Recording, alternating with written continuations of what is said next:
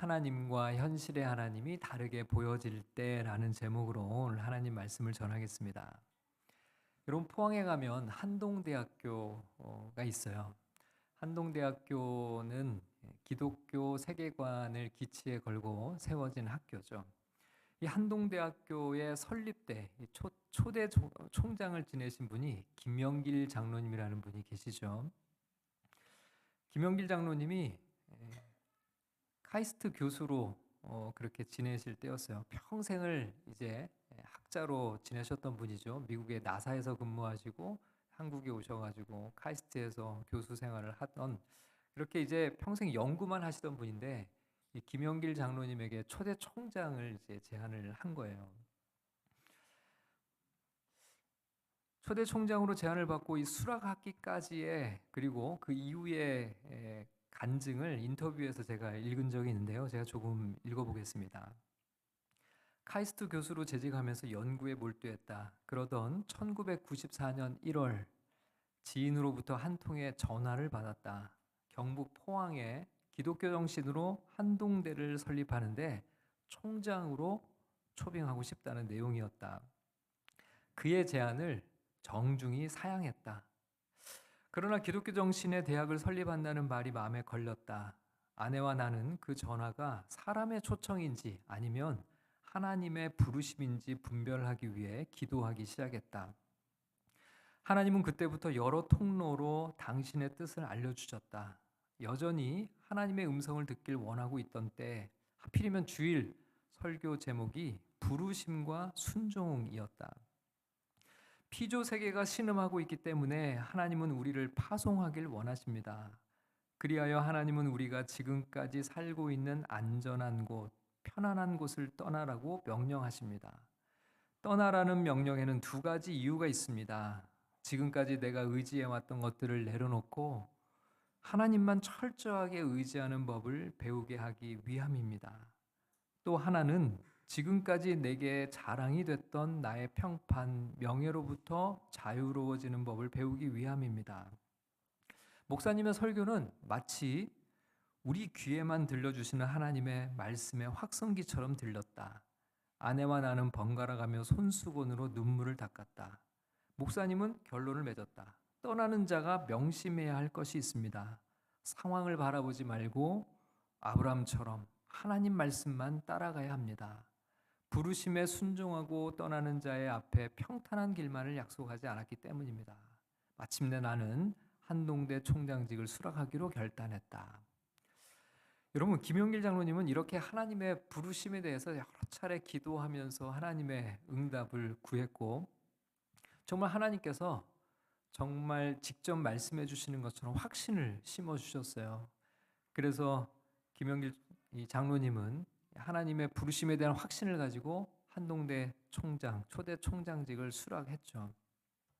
그런데 여러분, 이때부터 장로님은 험난한 인생의 여정에 들어서게 돼요. 학교를 처음 세우는데 돈이 부족합니다. 재정난으로 계속 어려움을 겪어요. 학교에 건물을 지어야 되는데 전부 이제 빚을 내서 건물을 짓게 되죠. 그런데 이 빚을 이제 갚아 나가야 될 재정적인 어려움이 이제 채워지질 않으니까 계속 부채의 독촉에 시달립니다. 늘 학교는 부도 위기에 시달려요. 그리고 여러 가지 방해와 또 여러 가지 또 험담들, 끊이지 않는 이제 어려움들 때문에 시달리게 되죠. 그리고 밀린 임금을 제때 지급하지 못한 것 때문에 노동법 위반으로 고발도 당하고, 또 국가에서 받은 그 지원금을 이제 학교의 여러 가지 재정에 맞춰 썼는데 그것이 또 이제 국고를 유용한 것으로 형사 고발까지 받게 됩니다. 1심에서 징역 2년형을 선고받아요. 그리고 법정 구속까지 됩니다. 분명히 하나님께서 기독교 정신으로 대학을 세우시겠다고, 그리고 그 일을 김영길 장로님에게 맡기시겠다고 하나님께서 그분을 부르셨잖아요. 하나님께서 김영길 장로님을 총장으로 부르신 거잖아요. 그러면 여러분, 우리 생각엔 아니 그 다음부터는 하나님이 다 책임져 주셔야 하는 것 아닌가요? 하나님께서 부르셔서 시작한 일이면 모든 일이 술술술술 풀리게 해주셔야 하는 것 아닌가요? 여러분, 하나님이 부르셔서 시작한 일인데 지금 김영길 장로님은 감옥에 가 있는 거예요. 여러분, 이 상황이 너무 모순적으로 보이지 않습니까? 여러분은 어떠세요? 내가 믿는 하나님과 현실에서 경험하는 하나님 사이에 이렇게 큰 괴리감이 느껴지거나 보여질 때는 없었습니까? 여러분, 성경을 보면 때론 우리 눈에 하나님이 아주 모순되게 보일 때가 있다는 것을 우리는 발견하게 돼요. 여러분, 오늘 우리가 읽은 본문의 말씀이 그런데요. 자, 하나님께서 모세를 부르셨습니다. 모세에게 사명을 주세요. 모세로 하여금 하나님의 백성, 이스라엘 백성들을 이집트에서 이끌고 나오시겠다는 원대한 비전을 주셨어요. 여러분, 모세가 자원했습니까? 모세님, 하나님 제가 이 일을 한번 해보겠습니다, 이렇게 자원한 건가요? 아니죠. 이스라엘 민족을 구원하시려는 하나님의 원대한 계획을 모세가 듣고 마음이 뜨거워져서, 여러분 수련회 때 뜨거워져 가지고 선교 자원하듯이 자리에 벌떡 일어나서 제가 가겠습니다, 그런 거 아니잖아요. 하나님 제가 한번 해보겠습니다, 제게 맡겨주십시오, 그런 게 아니라고요. 하나님께서 모세를 먼저 택하셨어요. 그리고 하나님이 부르셨어요. 여러분, 하나님의 부르심을 처음 들은 모세의 반응이 뭐였죠? 모세는 거절했죠. 주님, 제가 누구이기에 바로에게 갑니까? 주님, 제가 무슨 자격으로 이스라엘 자손들을 애굽에서 인도하여 내겠습니까? 여러분, 이때 하나님이 모세를 강하게 설득하시잖아요. 내가 반드시 너와 함께 있겠다. 그럼에도 불구하고 여러분, 모세는 주저했어요. 그들이 나를 믿지 않고 내 말을 듣지 않을 겁니다. 그랬더니 그러면서 이렇게 얘기를 하죠. 여호와께서 내게 나타나셨다는 말도 그들은 믿지 않을 겁니다. 여러분, 이때 하나님은 모세에게 놀라운 하나님의 능력을 보여주세요.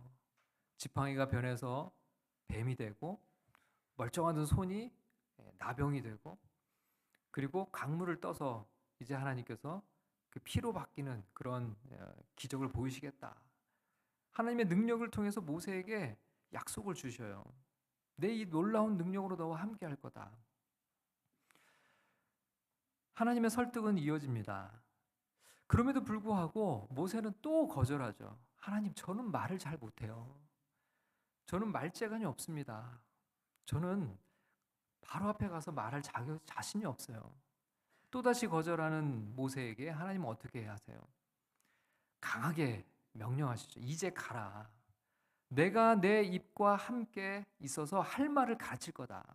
그리고 너의 형, 말 잘하는 형 아론을 너에게 붙여줄 거다. 자, 그랬더니 모세가 갑니까?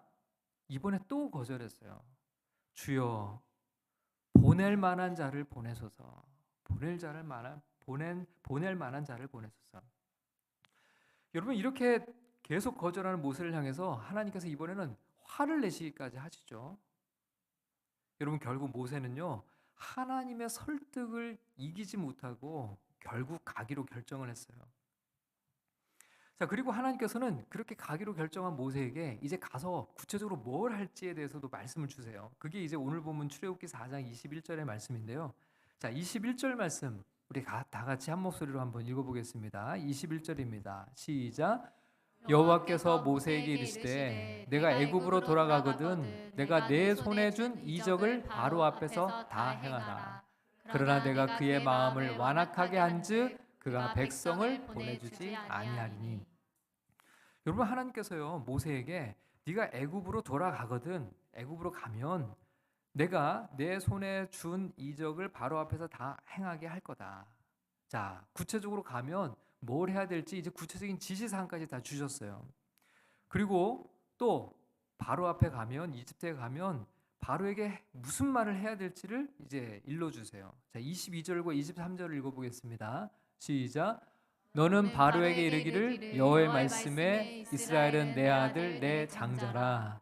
내가 내게 이르기를 내 아들을 보내주어 나를 섬기게 하라 하여도 내가 보내주기를 거절하니 내가 내 아들 내 장자를 죽이리라 하셨다라 하십니다. 자, 하나님의 약속처럼 바로 왕에게 가면, 이집트에 가면 이렇게 말을 해라. 아주 구체적으로 이제 앞으로 가서 할 말을 주신 거예요. 바로에게 이르기를 여호와의 말씀에 이스라엘은 내 아들 내 장자라. 내 아들을 보내라. 그러지 않으면 내가 내 아들 내 장자를 죽일 거다. 이 말을 가서 하라. 이렇게 구체적인 지시를 준 거죠. 하나님께서 모세에게 이집트에 가서 바로에게 전할 말씀과 그리고 행할 일들을 다 상세하게 알려주셨어요. 자, 모세는 이제 마음의 확신을 가지고 하나님이 나와 함께 하시겠다고 하셨고, 두려운 마음이 있지만, 불안한 마음이 있지만, 그리고 하나님이 능력을 주시겠다고 하셨고, 말 못하는 나지만 하나님이 이 말을 하라고 아주 구체적으로 말씀도 주셨으니까 다 이것을 가지고 이제 길을 떠나는 거예요. 여러분, 모세는 아마 광야길을 걸어가면서 계속 상상했을 거예요. 이집트 왕궁에 가서 하나님이 이걸 하라고 했으니까 이걸 어떻게 해야겠다 상상을 했겠죠. 또 바로 앞에 가서는 이 두려운 마음으로 계속 시뮬레이션을 했을 것 같아요. 마음속으로 하나님의 말씀을 가서 담대하게 전해야지, 떨지 말고 전해야지, 계속 마음속으로 하나님이 주신 말씀을 되뇌었을 것 같아요. 자, 그런데 이 길을 가다가 예상하지 못한 상황이 벌어지는 거예요. 어떤 일이 벌어지냐면 갑자기 하나님이 모세를 죽이시려는 거예요. 여러분 24절 말씀을 같이 한번 읽어보겠습니다. 24절 시작. 모세가 길을 가다가 숙소에 있을 때 여호와께서 그를 만나사 그를 죽이려 하신지라. 여러분 여기 말씀에 뭐라고 되어 있어요? 여호와께서 모세를 만나서 그를 죽이려고 하신다는 거예요. 여러분 대체 이게 무슨 상황입니까? 하나님이 모세와 함께 하시겠다고 분명히 약속하셨잖아요. 그리고 이집트에 가서 할 일을 다 알려주셨잖아요. 그리고 여러분 지금 이 여정이 어떻게 시작이 된 거예요? 하나님께서 모세를 부르셔서 안 가겠다고 하는 모세를 하나님이 계속 설득하셔가지고 지금 보내신 길이잖아요. 그래서 가는 길인데, 그런데 갑자기 하나님이 모세를 만나서 죽이시겠다는 거예요. 모세를요. 여러분 심지어 하나님은요 요 앞에 이집트에서 모세의 목숨을 찾던 자들이 다 죽었다라고 하는 말씀을 주시면서 안심하고 가라고 하시는 말씀이 있어요. 19절 말씀을 같이 한번 읽어볼까요? 19절 시작. 여호와께서 미디안에서 모세에게 이르시되 애굽으로 돌아가라. 내 목숨을 노리던 자가 다 죽었느니라. 여러분 모세는요 이집트 땅에서 도망 나왔잖아요. 바로가 죽이려고 찾으니까 살려고 이 광야로 도망을 쳐왔죠. 그러니까 사실 이집트에 대해서는 늘 두려움이 있었어요. 죽음에 대한 불안이 있었죠. 근데 하나님 뭐라고 말씀하시냐면 너의 목숨을 찾던 자들이 이제 다 죽었다. 그러니까 뭐예요? 안심하고 이제 가도 된다. 불안해하지 마라. 이집트에 가도 넌 더 이상 살인 수배범이 아니야. 염려 안 해도 돼. 이렇게 말씀을 하신 거잖아요. 그런데 지금 갑자기 누가 죽이려고 하시는 거예요? 하나님이 모세를 죽이시려고 하는 거예요. 하나님께서 가라고 하신 길에 지금 그 가는 길인데, 그래서 아내와 두 아들과 함께 하나님의 명령을 따라가고 있는데, 그런데 하나님이 모세를 만나서 죽이려는 이해할 수 없는 상황이 지금 벌어지고 있는 거예요. 여러분 이거야말로 너무너무 모순적이잖아요. 그럼 하나님이 모세를 죽이려고 지금 함정을 파신 건가요? 하나님이 지금 모세를 속이신 건가요? 여러분 모세가 얼마나 당황했을지 한번 생각해 보세요. 이 하나님의 말씀과 행동이 앞뒤가 안 맞잖아요. 하나님이 하신 말씀을 생각해 보면 지금 이 하나님의 행동이 도저히 이해가 안 돼요. 이것보다 더 모순되는 상황이 어디 있냐는 거예요. 여러분 우리도 그러지 않나요? 하나님의 인도하심을 따라간다고 생각했는데 하나님의 인도하심을 따라간 길에 인생의 고난을 만나고 넘을 수 없는 인생의 벽에 부딪히고 건널 수 없는 인생의 강을 만날 때가 누구에게나 있지 않나요? 여러분 어떤 사람은요 마치 하나님이 나를 죽이시려는 것 같은 그런 절망 가운데 있는 분들도 있을 거예요. 신앙생활을 하면서요. 자, 여기서 우리가 한 가지 먼저 생각해야 하는 것이 있습니다. 자, 지금 이렇게 하나님의 드러나 보이는 모순, 하나님의 말씀과 행동이 너무 달라 보이는 이런 모순적 상황뿐만 아니라 드러나지 않은 숨겨진 진짜 모순이 이 안에 있어요. 여러분, 모든 인간 안에는 숨겨지지 않은 이 모순의 문제가 있다는 것을 오늘 본문은 우리에게 보여주는데요. 여러분, 하나님께서 모세를 죽이려고 하셨을 때 그의 아내 십보라가 돌칼을 가져다가 그의 아들의 포피를 베어서 그의 발에 갖다 대는 장면이 기록되어 있거든요. 25절 말씀을 한번 읽어보겠습니다. 25절 시작. 십보라가 돌칼을 가져다가 그의 아들의 포피를 베어 그의 발에 갖다 대며 이르되 당신은 참으로 내게 피난편이로다 하니. 여러분, 여기서 우리가 한 가지 발견할 수 있는 점이 있는데요. 그건 뭐냐면 모세가 자기 아들에게 할례를 행하지 않았다는 거예요. 여러분, 이게 좀 이해하기 어려운 부분입니다.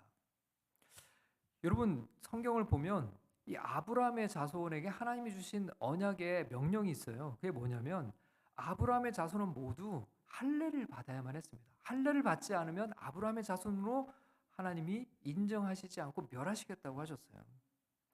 이 할례는 하나님의 언약 백성의 징표예요. 특별히 이 아브라함의 자손은 태어난 지 8일째가 되는 날이면 할례를 받아야만 했습니다. 그 할례를 통해서 하나님의 언약 백성이라는 것을 확인하게 되는 거죠. 여러분, 모세는 태어난 지 8일 만에 자기는 할례를 받았을 거예요. 그런데 정작 그의 아들에게는 할례를 행하지 않았다는 거예요.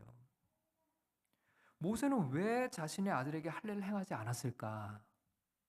여러분, 성경은 그 이유를 명확하게 제시하지는 않아요.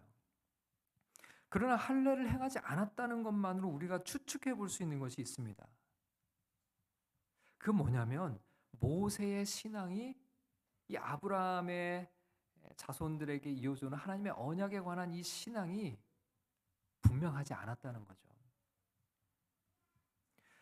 그럼 모세는요, 자신의 아들에게 아브라함의 자손으로서 하나님의 언약 백성으로서의 정체성을 심어줄 마음이 없었어요. 그 이유는 아마도 모세 안에 이 분명한 신앙적 정체성이 세워져 있지 않았기 때문에 그렇겠죠. 모세는 아브라함의 자손으로 태어났어요. 그렇다면 히브리인이죠. 그러나 바로의 공주의 아들로 왕궁에서 40년간을 살게 되죠. 여러분, 공주의 아들로서 왕궁에서 살았을 때 그는 히브리인으로서 산 것이 아니라 이집트인으로 살았죠. 그리고 지금은 40년 동안 미디안 광야로 도망가서 미디안 땅에서 살고 있었어요. 자신의 몸에 하나님의 언약의 상징인 이 할례의 흔적은 가지고 있었어요. 그러나 그는 그의 마음속, 그의 삶에서 신앙의 정체성은 흔들리고 있었습니다. 그가 발 딛고 선 곳이 어디냐에 따라서 그의 정체성은 늘 변하고 있었던 거예요. 그의 신앙은 항상 흔들렸던 거죠. 하나님의 백성으로 아브라함의 자손으로 흔들림 없는 언약의 백성의 정체성을 가지고 살아가지를 못했던 거예요. 스스로도 항상 신앙적 정체성의 혼란 가운데 살아가고 있었던 것이죠. 여러분, 우리는 하나님의 백성이라는 이 분명한 정체성을 가지고 살아가고 있습니까? 하나님의 백성이라는 정체성이 세상 속에서도 선명하게 드러날까요? 교회라는 공동체 안에 있을 때 이렇게 예배를 드릴 때는 분명 신앙인인데 세상에 나가면 우리의 모습은 어떤가요? 세상 사람들 속에서 우리는 어떤 사람으로 살아가고 있나요? 그리스도인인가요?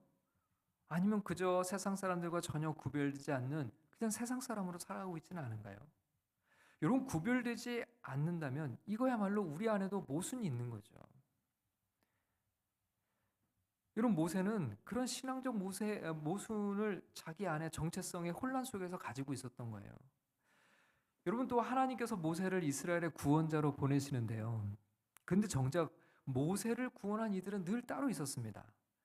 여러분, 우리가 지금 4장까지 살펴보는데 모세는 여러 번 죽을 고비를 넘겨요. 근데 그때마다 구원자가 등장합니다. 모세를 살린 구원자들. 근데 이 구원자들이 전부 여성들이거든요. 제일 첫 번째는 산파 시브라와 부하였죠. 히브리 남자아이가 태어나면 이 산파들에게 전부 남자아기들은 죽이라고 그랬어요. 그런데 이 두 여인이 남자아기들을 죽이지 않죠. 그 틈에 모세가 살아난 거죠. 여러분, 바로 왕은 남자아기가 태어나면 전부 강에 던져 죽이라고 했잖아요. 그러나 그 명령을 어겼던 여인이 있죠. 모세의 어머니 요게벳이었어요. 그리고 또 떠내려가는 아기를 갈대 상자에서 건져내어 살린 여인이 있었죠. 바로의 딸 공주였어요. 그도 바로의 명령을 어기고 아기의 생명을 살리죠. 그리고 그때 모세의 누나가 모세 그 아기의 생모인 어머니를 연결하지 않습니까?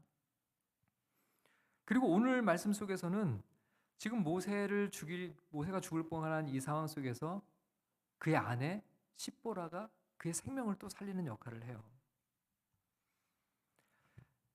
여러분, 모세는요 지금까지 철저하게 80년을 살아오는 동안 은혜로 살았던 사람이에요. 다른 사람들에 의해서 목숨이 건져졌던 사람이죠. 한순간도 다른 사람들의 은혜가 없었다면, 하나님의 은혜가 없었다면 지금까지 살아있을 수 없는 사람이었어요. 근데 여러분, 그럼에도 불구하고, 그런 은혜를 받았음에도 불구하고, 다른 사람들의 그 구원의 손길이 있었기 때문에 살았음에도 불구하고, 이제 하나님이 다른 사람을 구원하는 일에 내가 너를 쓰겠다라고 부르시잖아요. 근데 여러분, 모세는 어떻게 해요?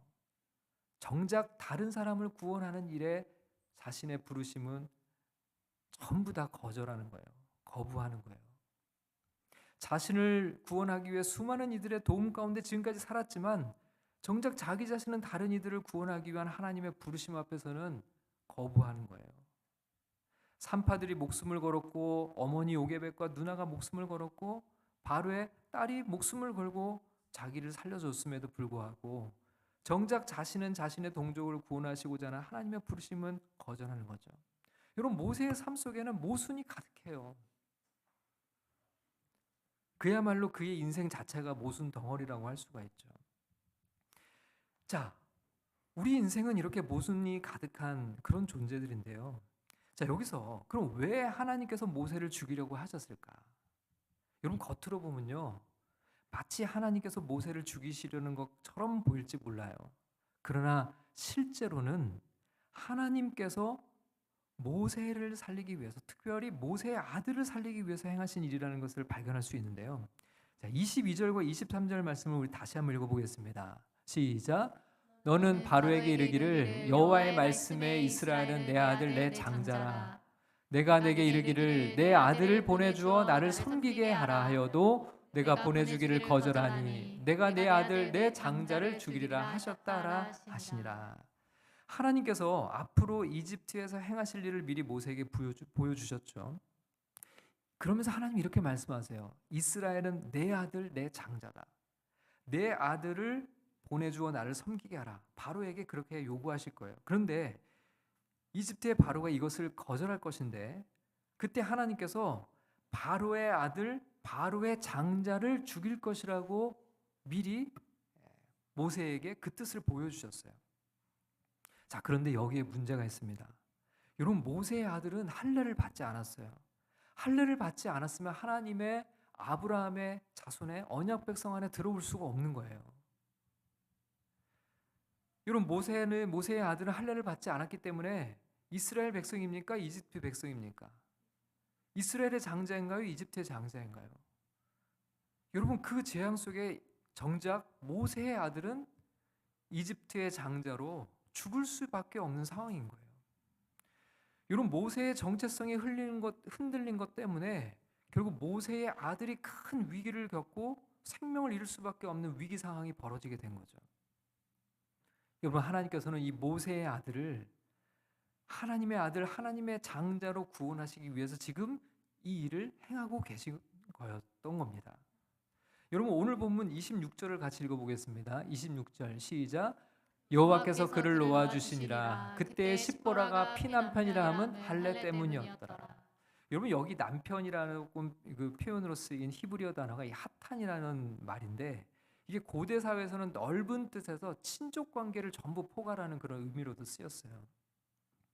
할례를 통해서 이제는 피로 맺은 하나님의 언약 백성의 일원이 될 수 있었음을 이야기하고 있는 거죠. 여러분, 이제야 모세의 정체성이 분명해졌어요. 그리고 모세의 가족도 이제는 하나님의 언약 안으로 들어올 수 있게 된 겁니다. 결국 모세의 가족을 살리시기 위한 하나님이 행하신 일이었던 거죠. 여러분, 여기서 우리가 한 가지 기억해야 될 숨겨진 진리가 이 안에 있어요. 여러분, 할례를 행하는 것은 본래 부모의 책임입니다. 난지 8일 만에 시행을 하는 거니까 아기의 책임이 아니에요.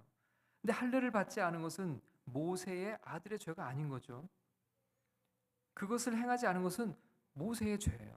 그런데 여러분, 모세는 자신의 죄 때문에 아들이 죽을 뻔했고 아들의 피 때문에 자기가 용서를 받고 있어요. 이런 모든 것이 너무 모순적으로 보여요. 자기 죄값을 자기가 받아야 되는데, 그런데 자기 죄 때문에 아들이 죽을 뻔했고 그 아들의 피값으로 자기가 살아요. 여러분, 이 죄의 문제와 죄 용서의 모든 상황이 이해하기가 좀 어려운 모순적 상황이에요. 그러나 모세는 이 일로 살아나게 되죠. 여러분, 이런 모순이 가장 첨예하게 드러나는 것이 무엇일까요? 그것이 바로 십자가죠. 여러분, 십자가는 가장 무거운 죄를 진 이들이 당하는 사형틀이에요. 인간이 고안해낸 가장 고통스럽고 끔찍한 사형틀이 바로 십자가죠.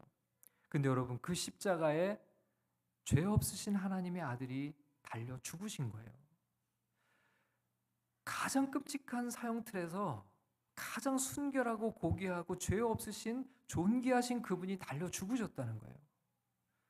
여러분, 이것보다 더 모순적인 일이 어디 있냐는 거죠. 근데 여러분, 더 이해에 불과한 것은 그 예수님이 십자가에 달려 죽으신 이유가, 그분이 십자가에 죽으신 그 이유가 바로 우리의 죄 때문이라는 거죠.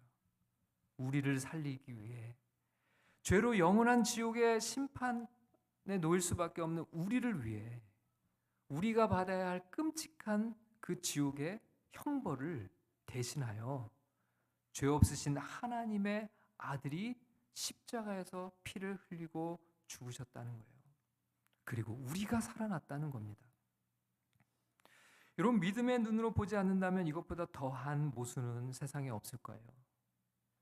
여러분, 모순이라는 말과 다른 뜻을 지닌 역설이라는 단어가 있죠. 역설은 겉으로 보기에는 모순처럼 보이지만 깊이 생각하면 그 안에 진리가 담겨져 있는 표현을 뜻하는 말이에요. 그래서 여러분, 십자가는 역설이죠. 우리 눈엔 모순처럼 보일지 몰라도 우리를 살리시기 위한 하나님의 깊은 뜻을 깨닫게 되면 놀라운 역설의 장면을 십자가에서 우리는 발견하게 되는 겁니다. 여러분, 우리가 믿음의 삶을 살아가다 보면 우리 눈에 하나님이 모순된 것처럼 보일 때가 있어요.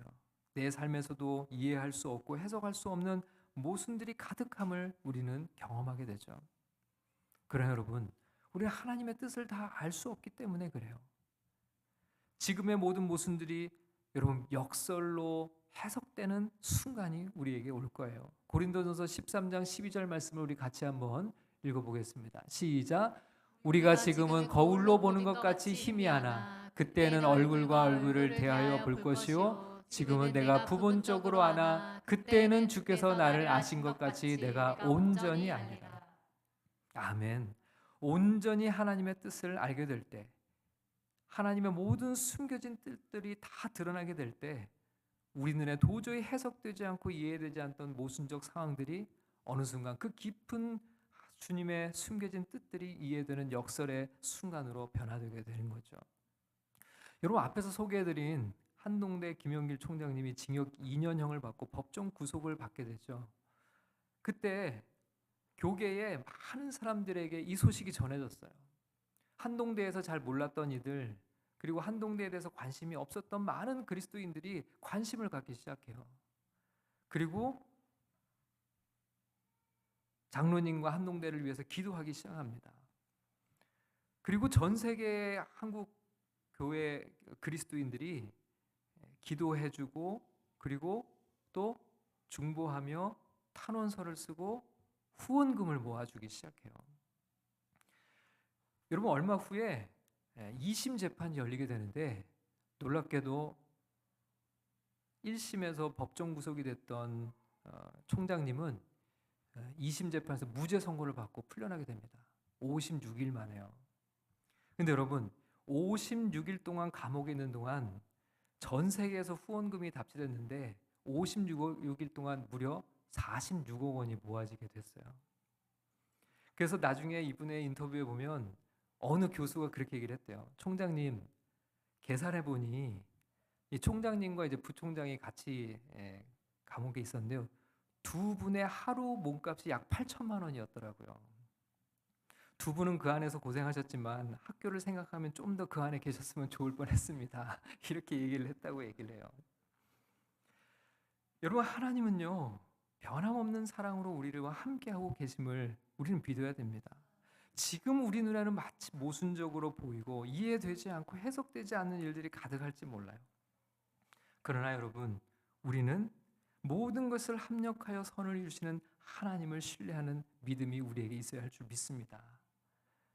우리 가운데 살아 역사하시는 하나님, 우리에게 그 아들을 내어주시기까지 우리를 뜨겁게 사랑하신 그 하나님, 그 하나님은 오늘도 믿음으로 바라보고 신뢰하며 날마다 믿음 가운데 승리하며 살아가는 우리 모두가 될 수 있기를 주님의 이름으로 축원합니다.